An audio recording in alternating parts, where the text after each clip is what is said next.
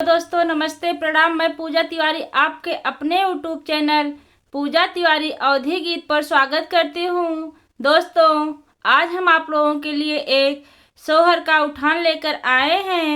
आप लोग वीडियो को लास्ट तक देखिए। पसंद आए तो लाइक कीजिए, कमेंट कीजिए, शेयर कीजिए और सब्सक्राइब जरूर कर लीजिएगा। ननद मांगे कंगना बाबुल के बधैया, ननद मांगे कंगना बाबुल के बधैया, ननद मांगे कंगना बाबुल के बधैया, ननद मांगे कंगना बाबुल के बधैया।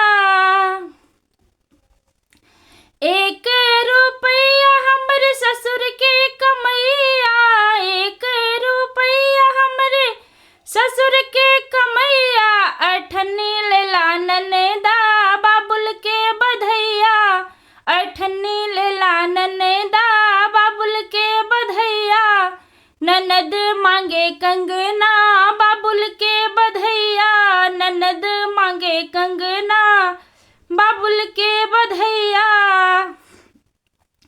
1 अठन्नी हमरे भसुर के कमैया, 1 अठन्नी हमरे भसुर के कमैया, चवन्नी लेला ननदा बाबुल के बधैया, चवन्नी लेला ननदा बाबुल के बधैया, ननद मांगे कंगना बाबुल के बधैया, ननद मांगे कंगना बाबुल के बधैया।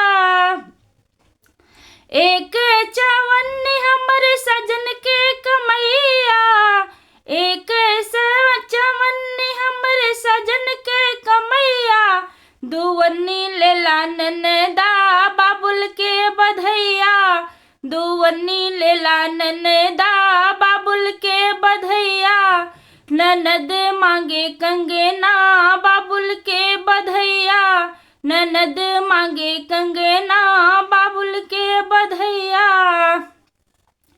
1 दुवन्नी हमरे देवर के कमैया, 1 दुवन्नी हमरे देवर के कमैया, लुआठ लेला ननदा बाबुल के बधैया, लुआठ लेला ननदा बाबुल के बधैया, ननद मांगे कंगना बाबुल के बधैया, ननद मांगे कंगना बाबुल के बधैया।